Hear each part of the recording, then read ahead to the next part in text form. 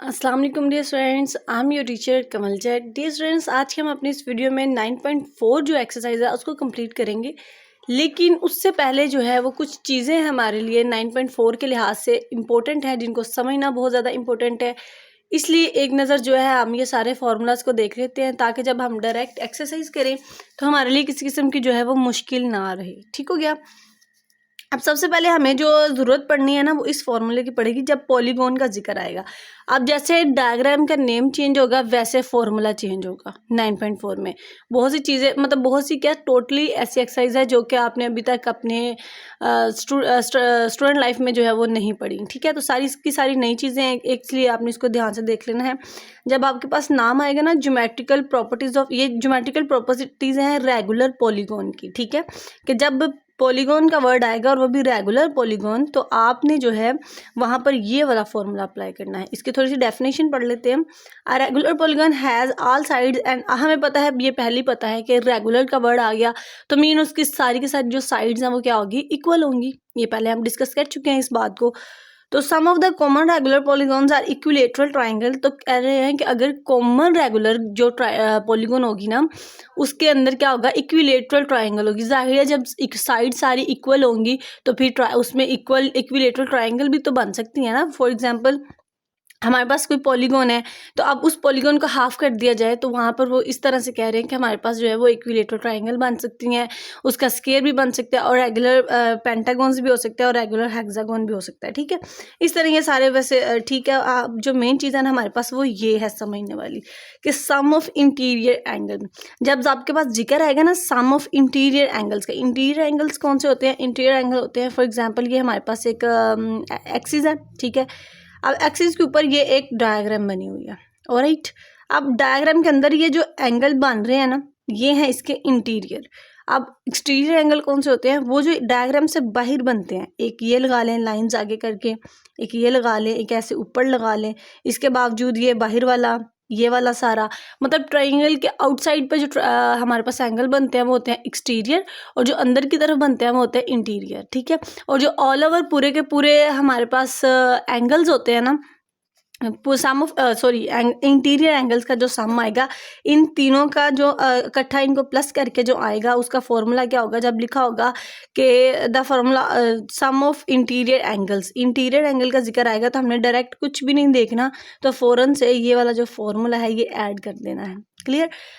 अब अगर दोनों में डिफरेंस ये है कि अगर तो इंटीरियर एंगल का सम मांगा है तो हम ये लिखेंगे, और लेकिन अगर सिर्फ हमारे पास जो है वो ये मांगा है कि सिर्फ एक साइड का लिखें, क्या, सिर्फ एक एंगल बताएं कि एक एंगल कौन सा है, तो फिर हम ये लिखेंगे। देखो लिखा हुआ है ना, size of each interior angle, कि हर एक का साइज कितना है।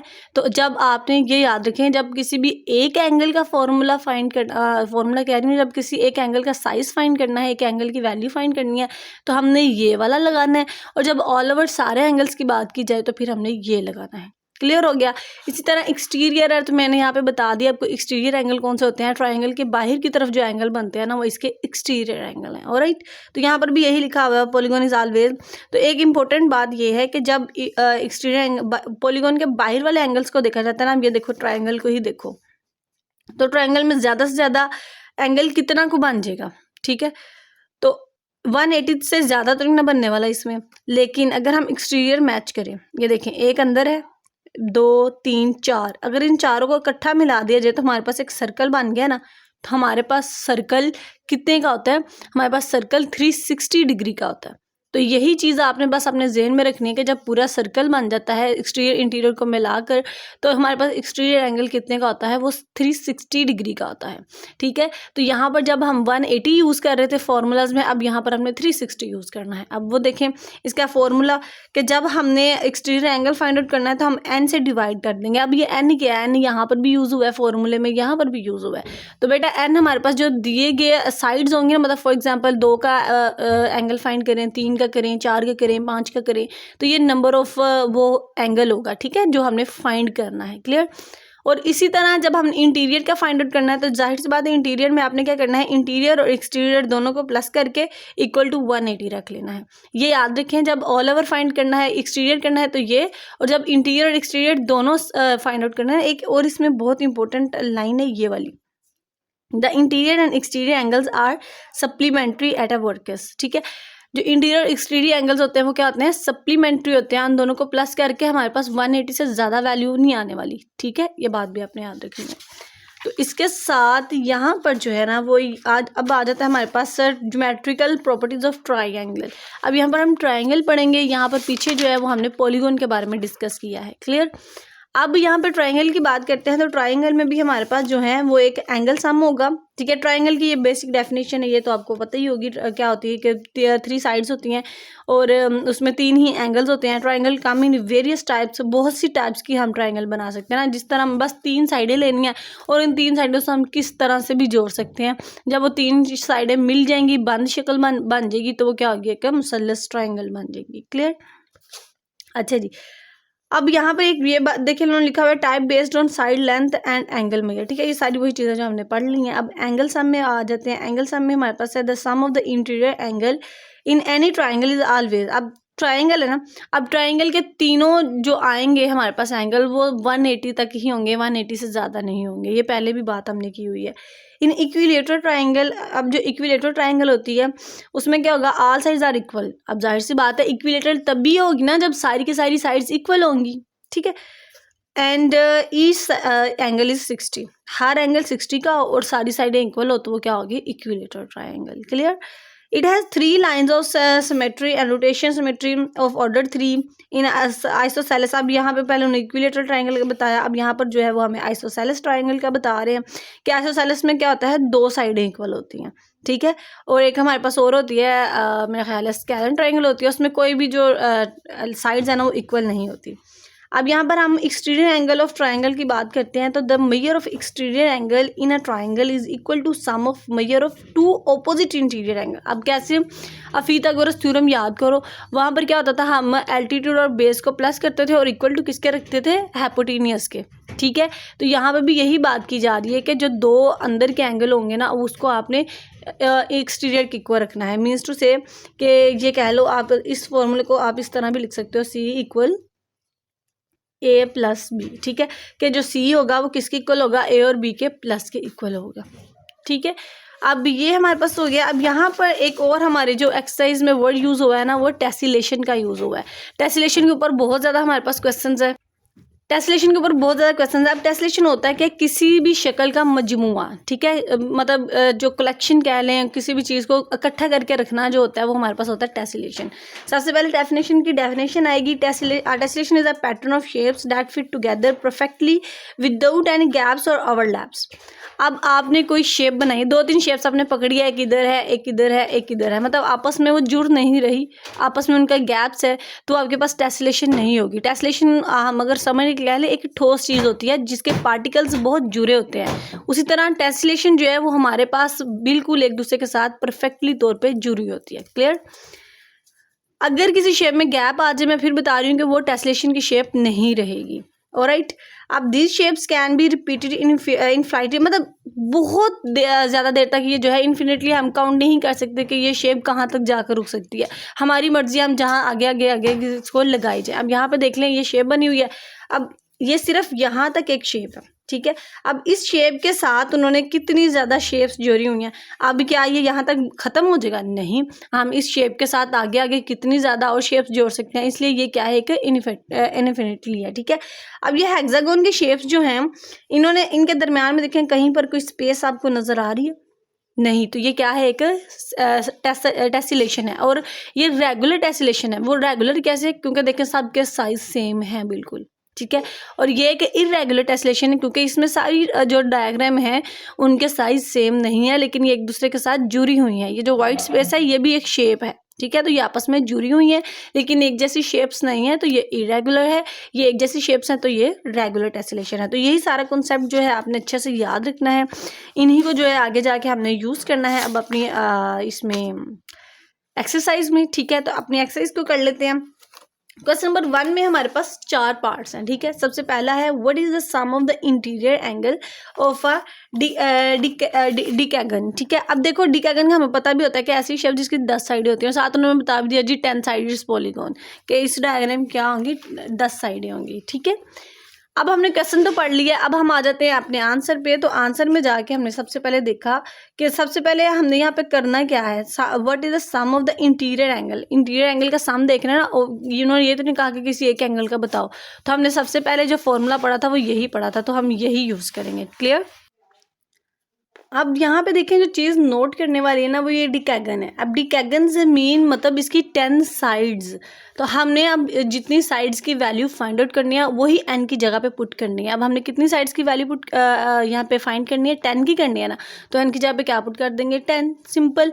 10 में से 2 जाएगा 8 आ जाएगा, 8 को 180 से मल्टीप्लाई करेंगे, हमारे पास हमारी वैल्यू आ जाएगी 1440 डिग्री। अब इसका इंटीरियर एंगल कितना है जी, वो है हमारे पास 1440। इतना सिंपल, इतना सिंपल। बस फॉर्मूलाज को एक दफ़ा आपने वो देख लेना है, स्टार्टिंग वाली वीडियो स्किप नहीं करनी। जब तक देखोगे नहीं फिर आपको समझ कैसे आएगी चीज़ों की। तो सेकंड पार्ट है हमारे पास, calculate the measure of each interior angle of a regular. अब यहाँ पे देखो ईच का वर्ड यूज़ हो गया ना, तो मैंने आपको बताया था जब ईच का वर्ड यूज़ हो तो फिर फॉर्मूला थोड़ा सा चेंज हो जाता है, हम फिर उसको डिवाइड भी करते हैं। ठीक है। तो अब यहाँ पर हमने अब सेकंड फॉर्मूला लगाना है जो हमने अपनी वीडियो में सेकंड पे पढ़ा है। तो फॉर्मूला वही है जो कि सम ऑफ इंटीरियर एंगल का है, बस क्या है, इसको अब हमने एन पे डिवाइड भी कर दिया। अब एन क्या होता है, एन का मतलब होता है साइड्स। अब हेक्सागोन है ना, तो हेक्सागोन की कितनी साइड्स होती हैं, अब हेक्सागोन हमारे पास इस शेप का होता है। ठीक है, ये लो जी, ये एक हेक्सागोन बन गया। तो 1 2 3 4 5 6, तो हेक्सागोन कितनी साइड्स का होता है, 6 साइड्स का। तो अब यहाँ पे n है तो यहाँ पर हमने 6 ऐड कर देना है। 6 में से 2 निकालो तो 4 आ गया, और ये 180 वैसे ही है, 6 वैसे ही है। अब सिंपली देखो 6 1 ज़ा 6, 6 3 ज़ा 18, 0 7 वैसे ही, 4 30 ज़ा 120। तो ये लो जी, हर एंगल कितने का होगा हेक्सागोन में, 120 डिग्री का होगा। क्लियर। थर्ड पार्ट है इसका, what is each interior angle of a regular pentagon. अब हम पेंटागोन की बात करें तो पेंटागोन क्या होता है, जिसकी 5 साइड्स होती हैं। ठीक है, ऐसी ट्राइंगल जिसकी 5 साइड्स होती हैं हमारे पास, तो वो क्या होता है, पेंटागोन। तो इसलिए अब हमने एन को क्या रखा, 5 रखा। अब आपने कंफ्यूज नहीं होना कि एन 5 कहाँ से आ गई, बेटा ये पेंटागोन से आया। आपने ये डायग्राम्स के नेम भी याद रखने हैं और उनकी साइड्स भी याद रखनी है। क्लियर। अब सम ऑफ एक्सटीरियर एंगल की बात हो रही है ना, देखिए स्टेटमेंट में किसकी बात हो रही है, एक्सटीरियर एंगल। तो एक्सटीरियर एंगल का हमने फॉर्मूला पढ़ा था, जस्ट 360 को एन पे डिवाइड करना था। अगर ईच का वर्ड यूज होता तो फिर हम इंटीरियर और एक्सटीरियर को प्लस करते, लेकिन अभी क्योंकि सम की बात हो रही है तो हमने इसको साइड्स पे डिवाइड कर देना है। 360 को 5 पे डिवाइड करो तो क्या आ जाएगा, 72, बिकॉज 5 1 ज़ा 5, 5 7 ज़ा 35, 1 यहाँ पे आ गया तो 5 2 ज़ा 10। तो ये लो जी, हमारे पास हमारा आंसर आ गया। पार्ट 4 देख लें, उसमें लिखा हुआ है if the sum of the interior angles of a polygon is 1260, how many sides does the polygon have. अब वो कह रहे हैं कि अगर एक पॉलीगॉन जो है वो उसके इंटीरियर एंगल का जो सम है वो आपके पास आया 1260 का, तो आप बता दो फिर पॉलीगॉन की साइड्स कितनी होगी। तो साइड हमें गिवन नहीं, तो साइड क्या होता है हमारे पास, n होता है ना, हम साइड्स को n की जगह पे पुट कर रहे हैं। अब मीन्स से यहाँ पर हमने n फाइंड आउट करना है, वही फॉर्मूला लगाएंगे सम ऑफ इंटीरियर एंगल वाला। अब यहाँ पे देखें n-2 लिखा रहने दिया, 180 यहाँ पे मल्टीप्लाई हो रहा था, यहाँ पे आके डिवाइड हो जाएगा। ठीक है, तो 180 को डायरेक्ट 260 पे डिवाइड करें कैलकुलेटर पे तो आपके पास 7 आ जाएगा। ठीक, -2 है इधर, इधर आगे प्लस हो जाएगा, तो 7 में 2 ऐड करो तो क्या आ गया, 9। तो पॉलीगॉन की फिर कितनी साइड्स बनी, आपके पास 9 साइड्स बनी इसके अकॉर्डिंग। क्लियर। क्वेश्चन नंबर 2 है बेटा हमारे पास, इन आप पैरालेलोग्राम, एक आपके पास पैरालेलोग्राम है, उसकी 4 साइड हैं A B C D। ये देखें एक पैरालेलोग्राम बना ली। पैरालेलोग्राम जो है वो एक रेक्टेंगल ही होती है, उससे थोड़ी सी टेढ़ी होती है। ठीक है, तो ये A B C D मैंने एक ट्राइंगल बनाई, सॉरी पैरालेलोग्राम बनाई। उसमें A B जो था ना वो 10 था, ये A B जो है हमारे पास वो 10 आ गया, और A D जो है ये वो आ गया 6 हमारे पास। ठीक है, और ट्राइंगल B A D, अब यहाँ पे एक ट्राइंगल बनेगी जो जिसका नाम है BAD। ठीक है, अब ये वाला जो पार्ट है, ठीक है, BAD ये कितना है हमारे पास, इसका एंगल जो है ये वाला ये 45 डिग्री है। तो हमने क्या करना है, हमने ABCD का जो है वो एरिया फाइंड करना है, यानी कि इसके अंदर ये जो सारा एरिया है हमने ये फाइंड करना है। तो एक डायग्राम बना ली हमने, स्टेटमेंट भी समझ ली। अब हमें पता है एरिया का फॉर्मूला क्या होता है, बेस मल्टीप्लाई हाइट होता है ना, सिंपल। लेकिन यहाँ पर इतना भी सिंपल नहीं है, यहाँ पे एक चीज़ जो है वो आपको थोड़ा कंफ्यूज भी कर सकती है और आपने उसको याद भी रखना है। अब वो क्या है, अब यहाँ पे देखो सबसे पहले हमने जो है वो साइन सिंस लिखना है। ठीक है, क्योंकि फॉर हाइट DE के लिए। अब ये ई कहाँ से आया, ना तो हमने कहीं स्टेटमेंट में ई देखा है ना ही डायग्राम में ई देखा है। तो सबसे पहले मैं आपको ये बता दूं कि इसको एक राइट एंगल ट्राइंगल बनाने के लिए हमने क्या किया है, इसको एक ये देखें, ये वाला जो ऊपर वाला पॉइंट था इसको बिल्कुल नीचे मिला दिया, तो यहाँ पे जो एक नया पॉइंट बना है इसको मैंने ई रख दिया। अब यहाँ पर मेरे पास एक ये वाली ट्रायंगल बन रही है, ठीक है। इसका एंगल क्या है 45 और इसका एंगल क्या आ जाएगा 90। तो हमें पता है जब भी हमारे पास ये इसकी बात की जाती है, हमारे पास ये हाइपोटेनियस होता है, ठीक है, और उसके बाद ये नीचे बेस भी होती है, तो हम सिंस की तरफ ही जाते हैं। चैप्टर नंबर 6 की तरफ थोड़ा सा मूव करें। चैप्टर नंबर 6 में हमने ये सारी चीज़ें बहुत डिटेल में पढ़ी हैं, ठीक है। तो इसलिए अब ये चीज़ आ गई है हमारे पास। अब ये जो एक नई चीज़ आई है हमारे पास ए से डी और डी से ई, ठीक है। अब इन चीज़ों का हम यहाँ पे सिंस में लिखा है ताकि हम ये पूरी ट्राइंगल को जो है वो फाइंड आउट कर सकें, ठीक है। अब ये देखो, सबसे पहले सिंस ए लिखा हमने इक्वल डी ई लिखा, ये वाला डी ई, ये वाली इसकी जो आ गई हमारे पास एल्टीट्यूड आ गया, और ये डी ए जो हमारे पास क्या था हाइपोटेनियस, ठीक है। ये चीज़ें लिख ली। सिंस इसी के इक्वल होता है ना ए बाय सी, यानी कि एल्टीट्यूड बाय हाइपोटेनियस। क्लियर हो गया। अच्छा जी, अब क्या डी ई की हमारे पास वैल्यू है तो नहीं है, इसलिए जो ए डी की हमारे पास गिवन थी वो 6 लिख दिया, डी को वैसे लिख दिया। एंगल जो था ए पे वो क्या बन रहा था 45 बन रहा था। सिंस 45 जो है हमारे पास इक्वल होता है 0.707। वो कैसे आया, कैलकुलेटर पे लिखेंगे जस्ट सिंस 45, तो हमारे पास हमारा एंगल आ जाएगा 0.707। क्लियर हो गया। अब हमें क्योंकि डी ई चाहिए वो यहीं पर रहेगा, 6 यहाँ पे डिवाइड हो रहा है, इसके साथ आके मल्टीप्लाई हो जाएगा, तो 6 को मल्टीप्लाई करें 0.707 के साथ, तो आपके पास आपका आंसर आ जाएगा 4.242, ठीक है। अब ये क्या फाइंड आउट किया, ये डी ई फाइंड किया। अब डी ई को हमने फाइंड करने की ज़रूरत क्या थी, क्योंकि हमें हाइट चाहिए थी ना। हाइट क्या होता है, एल्टीट्यूड होता है, तो यहाँ पर हमने सिंस का फॉर्मूला लगा के एल्टीट्यूड फाइंड आउट किया है, ताकि अब हम जो है एरिया का फॉर्मूला लगा के बेस हाइट इसको कंप्लीट सॉल्व कर सकें। अब आपको अगर हाइट तो ये भी थी, लेकिन ये हाइट नहीं होती, हाइट बिल्कुल सीधी होती है, ये हाइपोटेनियस होता है। क्लियर। अब बेसिक जो है वो सिंपल ये फॉर्मूला था, बेस थी हमारे पास 10, ए भी वो लंबी सी जो लाइन थी, और हाइट जो थी वो हमारे पास आ गई 4.242, जो अभी अभी हमने फाइंड की है। इन दोनों को सीधा मल्टीप्लाई कर लेंगे तो आंसर आ जाएगा 42.42 सेंटीमीटर स्क्वायर। स्क्वायर क्यों आया, क्योंकि हमने एरिया की बात की थी। तो ये क्वेश्चन 2 कितना आसान था, इजिली सॉल्व कर लिया हमने। अब क्वेश्चन 3 की बात आ जाती है।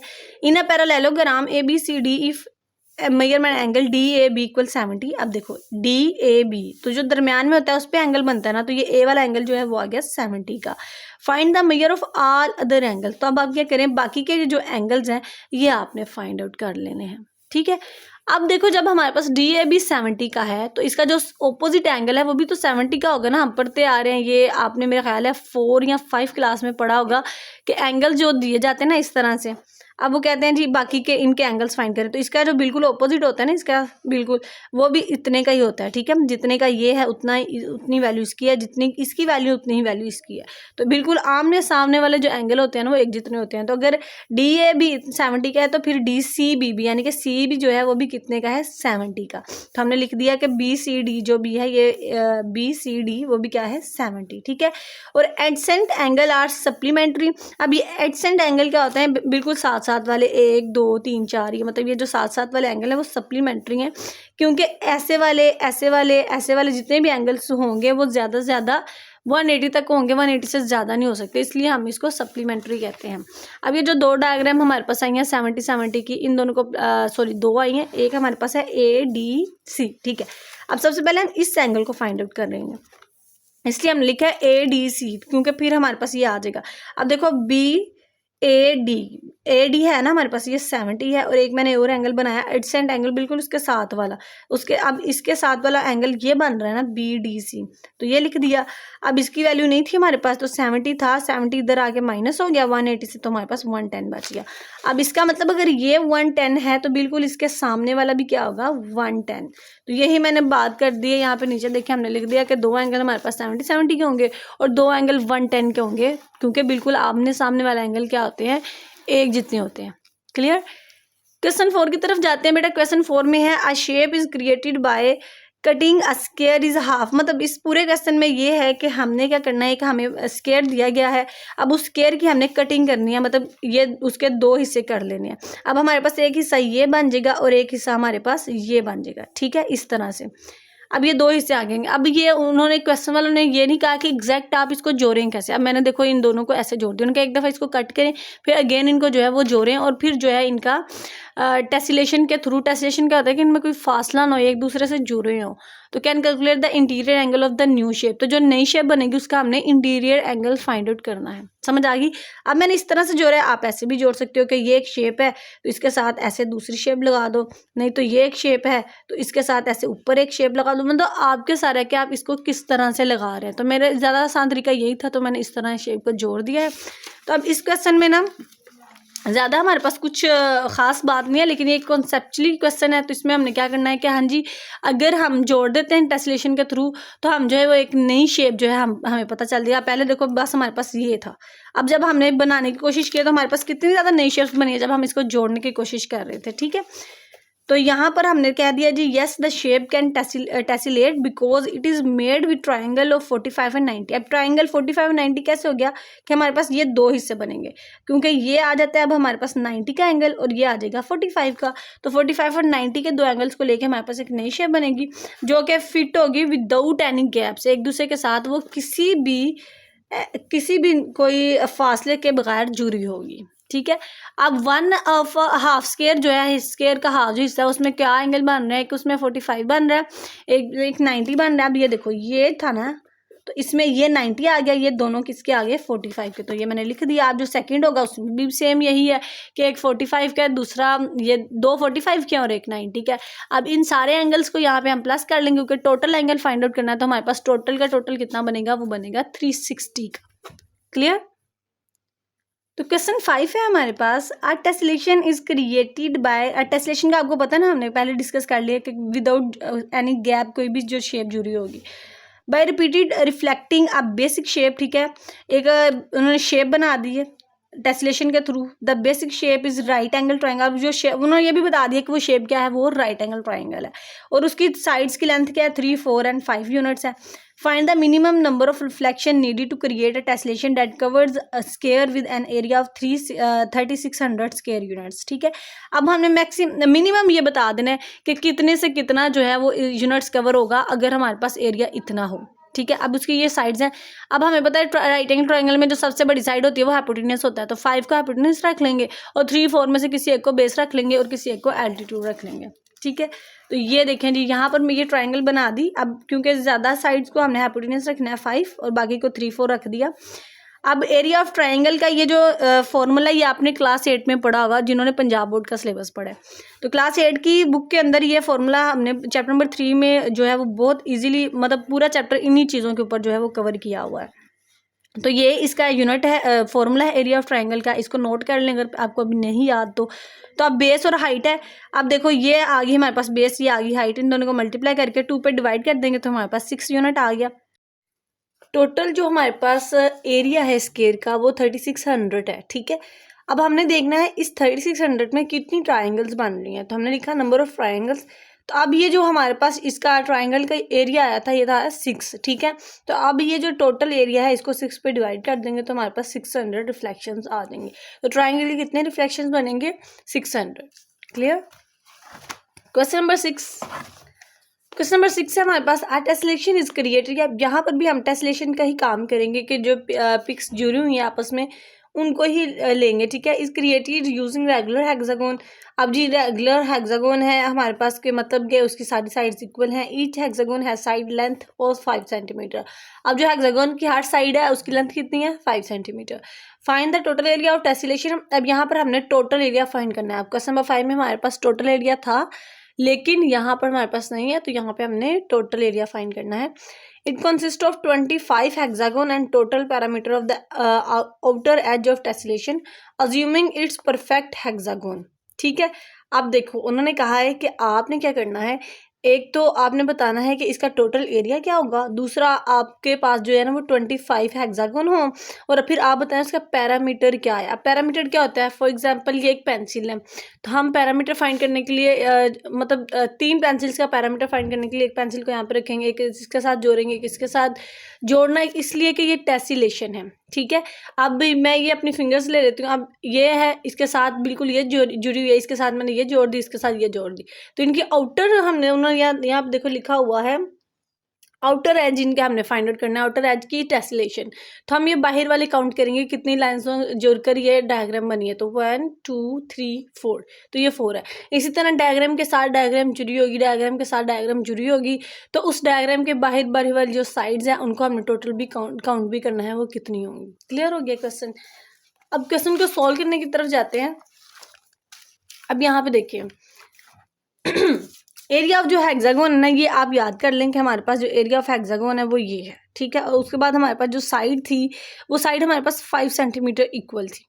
क्लियर। अब जब एरिया ऑफ हेक्सागोन को हम मल्टीप्लाई करेंगे, तो अब हेक्सागोन का जब हमने एरिया मल्टीप्लाई करना है, तो ये जो वैल्यू थी ना इसकी हेक्सागोन की, अब ये ए से क्या मुराद है, ए से मुराद था कि इसकी जो साइड्स की वैल्यू है वो हम एक ही जगह पे पुट करते हैं। तो एक जगह पे हमने साइड्स लगा दिया, 5 का स्क्वायर आ जाएगा 25। इस सारी वैल्यू को आप कैलकुलेटर पे सोल्व करें तो आपके पास ये आ जाएगा। कैसे सोल्व करेंगे, आप ऐसे 3 लिखेंगे, उसके बाद कैलकुलेटर पे लिखे स्क्वायर रूट 3, जो आंसर आएगा वो यहाँ पे लिख दें, और फिर 2, फिर इन दोनों को मल्टीप्लाई कर दें और 2 पे डिवाइड कर दें, तो आपके पास आंसर आ जाएगा 2.598। क्लियर। इन दोनों को अगर हम मल्टीप्लाई करें तो हमारे पास वैल्यू आ जाएगी 64.95 सेंटीमीटर स्क्वायर, और टोटल हेक्सागोन हमारे पास है 25। अब ये कैसे पता चला टोटल 25 है, हमें स्टेटमेंट में गिवन है कि टोटल हेक्सागोन हमारे पास कितने हैं, 25 है। ठीक है। तो बेटा अब जो हमारे पास ये एरिया की वैल्यू आई है, इसको हमने जो है वो 25 के साथ मल्टीप्लाई करवा देना है। यहाँ पर मैंने टोटल एरिया के साथ 20 लिखा हुआ है, तो ये रॉन्ग है। आपने 25 लिख के 25 के साथ मल्टीप्लाई करवाना है, तो आपके पास यही आंसर आ जाएगा 1623। ठीक है, ये रिटन मिस्टेक हुई है 20। अब ये देखो यहाँ पे हम इसको राउंड ऑफ भी तो कर सकते हैं ना। ये 7 है, इसको 8 बनाने के लिए, ये 9 को ख़त्म करने के लिए यहाँ पे एक प्लस किया, तो ये हमारे पास 8 आ गया। ठीक है। For parameter of tessellation total outer sides 38। अब जो हमने पैरामीटर फाइंड आउट किया है आउटर साइड्स का टेसिलेशन का, वो हमारे पास 38 आया है। अब कैसे पता चला जी ये 38 है, तो अब यहाँ पर आपने क्या करना है, इस तरह से हेक्सागोन बनाते जाना। ठीक है, और काउंट करते जाना है। आपने कितने हेक्सागोन इस तरह से बनाने हैं, आपने बेटा 25 हेक्सागोन बनाने हैं। तो ये इसके बजाय इसके कि हम बनाएं, मैं आपको बताऊं पहले कैसे ऐसे बनाए, तो घंटा तो हमारा डायग्राम बनाने में लग जाएगा। तो ये देखें, ये आपकी डायग्राम बुक के पीछे बनी हुई थी, तो मैं यहीं से आपको समझा देती हूँ। देखिए लिखे कितनी है ट्राइंगल्स, ये हेक्सागोन 1 2 3 4 5 6 7 8 9 10 11 12 13 14 15 16 17 18 19 20 21 22 23। तो 23 के हमें कितने चाहिए, हमें 25 चाहिए। तो हम इसका जो है वो एक और क्रिएट खुद से कर लेते हैं, ताकि हमारे पास ये पूरे 25 आ जाए और हमारा क्वेश्चन सॉल्व करने में हमें आसानी हो जाए। ठीक हो गया। अब आपने क्या करना है, इस तरह के पूरे 25 बनाने हैं। अगर ये क्वेश्चन आपको आता है, होमवर्क में आप कह रहे हैं, टेस्ट में कह रहे हैं, पेपर में कह रहे हैं, आपने ये बनाने हैं। ठीक है, बना के फिर आपने ये यहाँ पे काउंटिंग लिख देंगे, 1 2 3 4 5 6 7 8 9 10 11 12 13 14 15 16 17 18 19 20 21 22 23 24 25 26 27 28 29, मतलब इस तरह से इसको काउंट करते जाएंगे, ये हमारे पास 38 आ जाएगा। काउंट क्या करना है आपने, ये बाहर वाली सारी की सारी लाइनें। तो हमें पता चल गया कि हमारे पास ये 38 कैसे आया, तो ये हमने यहाँ पे 38 लिख दिया। क्लियर। अब क्योंकि हमने इसका पैरामीटर भी बताना है, तो अगर एक साइड 5 की है तो फिर हम बताएंगे कि 38 साइड्स कितने की है। तो 38 को 5 में मल्टीप्लाई किया तो हमारे पास आ गया 190 सेंटीमीटर। क्लियर हो गया। तो क्वेश्चन नंबर 6 हमने सोल्व कर लिया है। क्वेश्चन नंबर 7 देख लेते हैं। A rectangular floor is 12 meter by 15 meter. How many square tiles each 1 meter by 1 meter are needed to cover the floor? अब देखिए हमने जो है वो टाइल्स लगानी है। बेसिकली हमने टाइल नहीं लगानी, हम सोच रहे हैं कि हम टाइल लगवाएं। अब हमारा जब कमरा है वो 12-15 का है। ठीक है, अब 12-15 से मुराद ये कि कह लें कि 12 इंच उसकी वो होगी विड्थ और 15 इंच उसकी लेंथ भी हो सकती है। इस तरह से जो हम कमरे का जो स्केयर करते हैं, जो आर्किटेक्चर हमारे काम करते हैं, मिस्त्री वगैरह जो घर बनाते हैं, उनको पता होता है इन चीज़ों के बारे में। ठीक है, अब इतने के कमरे के अंदर टाइल्स लगनी है, और टाइल जो है वो 1 बाय 1 की है। 1 बाय 1 के 1 मीटर वो उसकी हाइट है और 1 मीटर ही उसकी लेंथ है। एक वो क्या है, एक स्केयर है। ठीक है, तो अगर इतने की टाइल्स होगी तो फिर इतने कमरे में कितनी टाइल्स लगेंगी, समझ आ गई हमें टोटल कितनी टाइल्स चाहिए जो कि हमारे कमरे में लग जाए। तो हम यहाँ पे क्वेश्चन बहुत सिंपल क्वेश्चन है कि टोटल एरिया पे आएंगे। टोटल एरिया फाइंड करने के लिए 12 को 15 में मल्टीप्लाई करेंगे। कमरे का टोटल एरिया फाइंड करना है तो कमरे की दो वैल्यूज है, उन दोनों का आपस में मल्टीप्लाई करेंगे। हमें पता चल गया कमरे का एक्चुअल में टोटल एरिया क्या है, तो वो 180 है। एरिया ऑफ वन टाइल, अब एक टाइल का एरिया क्या है, तो वो 1/1 को करोगे तो 1 ही आएगा। अब टाइल को हम डिवाइड कर देंगे 180 के साथ, तो हमारे पास कितना आ गया, 180 को 1 पे डिवाइड करेंगे तो 180 आएगा। तो जाहिर सी बात है फिर हमें एक कमरे के लिए अगर 1/1 की टाइल्स हैं तो फिर 180 टाइल्स चाहिएंगी। समझ आ गई।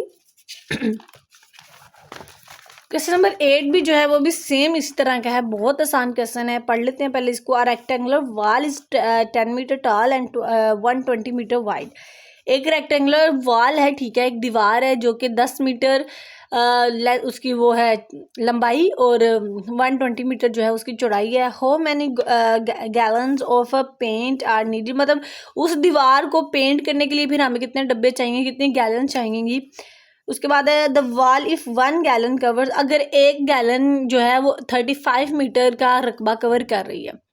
1 गैलन जो है वो हमारे पास 35 मीटर की वॉल के ऊपर कलर कर रही है, तो बाकी का जो गैलन्स बाकी का जो एरिया बचेगा उसमें फिर कितनी गैलन्स लगेंगी। बेसिक क्वेश्चन ये है, समझ आ गई। पहले हमें पूरा जो है वॉल का टोटल एरिया का पता होना चाहिए, तो 10 को मल्टीप्लाई कर देंगे 120 के साथ, तो हमारे पास 1200 मीटर आ जाएगा। ये किसका है, वॉल का एरिया। अब जो है हम गैलन्स फाइंड आउट कर लेते हैं कि 1 गैलन ने कितना कवर किया, 35। तो अब 1200 को 35 पे डिवाइड कर लेंगे तो हमारे पास आंसर आ जाएगा 34.28।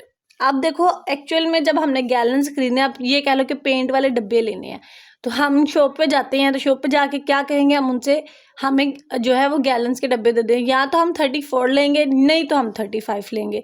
क्या बीच वाला कोई सिस्टम हो सकता है कि वो आपको पेंट वाली गैलन में से कुछ हिस्सा निकाल के दे दे तो आप आके घर में लगा लें? ऐसा तो पॉसिबल ही नहीं है। तो क्या हमें 35 से ज़्यादा पेंट चाहिए? तो 35 से ज़्यादा चाहिए ना, तो हमारा चाहे एक्स्ट्रा ला के वेस्ट हो जाए, लेकिन हम एक्स्ट्रा लाएंगे ताकि इतनी सी जगह बचे ना, तो इसलिए फिर हम 35 गैलन आंसर लिखेंगे। समझ आ गई। इसी तरह जी क्वेश्चन 9 है, बहुत आसान क्वेश्चन है। आ रेक्टेंगुलर वाल हैज़ लेंथ ऑफ, अब यहाँ पे भी एक रेक्टेंगुलर वाल है जिसकी 10 मीटर जो है लेंथ है और 4 मीटर चौड़ाई है। If 1 litre of paint cover, अगर इसमें भी 1 लीटर का जो पेंट है वो 7 मीटर कवर करता है वॉल का, तो how many of paint are needed to cover the wall. तो फिर ये भी सेम वही जो क्वेश्चन नंबर 8 है वैसे ही हम इसमें बताएंगे, तो फिर कितना जो है हमें पेंट चाहिए होगा बाकी की वॉल को कवर करने के लिए।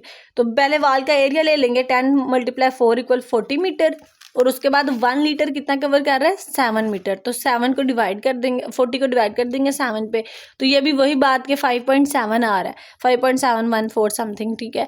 तो हमें 5 से ज़्यादा पेंट चाहिए ना, तो 5 से ज़्यादा कितनी गैलन्स होंगी, 6, तो हम 6 लीटर जो है वो ले लेंगे। क्लियर। क्वेश्चन नंबर 10 है हमारे पास। A window has a trapezoidal shape with parallel sides of 5 meter and 1.5 meter and a height of 2 meter.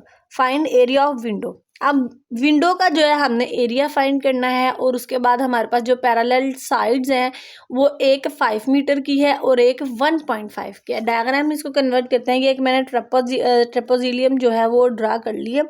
अब इसमें देखो उन्होंने कहा है कि 2 पैरेलल साइड्स हैं, तो एक पैरेलल साइड मैंने ऊपर रख ली और एक पैरेलल साइड मैंने नीचे रख ली। अब जो दूसरी पैरेलल साइड थी ना, यहाँ पर ये 5 नहीं 3 है, अच्छा जी, एक साइड जो है हमारे पास 3 मीटर की है और एक साइड हमारे पास 1.5 की है, जो पैरेलल साइड्स हैं। क्लियर। और दूसरा उन्होंने कहा है उसकी जो हाइट है वो 2 मीटर है। अब ये वाली हाइट नहीं होती, ये लेंथ कह लो इसको, ये हाइपोटेनियस होता है, ठीक है। हाइट ये होती है हमारे पास जो बिल्कुल सीधी अंदर होती है, ठीक है, टच करे अंदर को। तो ये जो हाइट है ये आ रही है 2 मीटर, और ये जो साइड्स थी पैरेलल ये 1.5 और 3 मीटर आ गया, ठीक है। अब ये जो यहाँ पर हमने फॉर्मूला लगाना है ना, क्योंकि पूरी की पूरी एक्सरसाइज में हमने ट्रिपोजिलियम का जो वर्ड है वो सिर्फ इस क्वेश्चन के अंदर पड़ा है, तो इस क्वेश्चन के लिए आपने ये जो फॉर्मूला है इसका ट्रेपेजियम के एरिया का ये याद कर लेना। पीछे हमने रेगुलर वो रेक्टेंगल का पढ़ा, उसका ट्रायंगल का पढ़ा, और इसी तरह जितने भी हमने पढ़े हैं सारे एरिया के फार्मूलाज वो तो हमने पहले भी पढ़े हुए थे, लेकिन ये फार्मूला न्यू है, तो इसको आपने पहले ही नोट कर लेना है अपने पास और याद कर लेना है अच्छे से। ये फॉर्मूला हमने लिखा है ट्रेपेजियम का। अब ये फॉर्मूला क्या होता है, 1/2 sum of parallel sides multiply height. अब ये सम ऑफ पैरेलल साइड्स क्या था, ये एक ये वाला और एक ये वाला, इन दोनों को प्लस करेंगे और फिर 2 पे डिवाइड कर देंगे। तो जब हमारे पास आंसर आ गया, ये देखो 2 से कैंसिल, इतना लंबा चौड़ा काम करने की ज़रूरत ही नहीं है। 3 में 1.5 ऐड करो तो आपके पास आंसर आ जाएगा 4.5 मीटर स्क्वायर। मीटर स्क्वायर क्यों आता है जी, जब हमने एरिया की बात करनी होती है तो हमारे पास मीटर स्क्वायर आ जाते हैं। तो इसके साथ 9.4 हमारी कवर हो गई है माशाल्लाह से। और आप लोगों से मैंने रिक्वेस्ट करनी थी कि चैनल को अपने दोस्तों के साथ भी शेयर कर दें, और जो बच्चे मुझे सपोर्ट कर रहे हैं उनका शुक्रिया। बस अपनी दुआओं में याद रखिएगा। अल्लाह हाफिज़।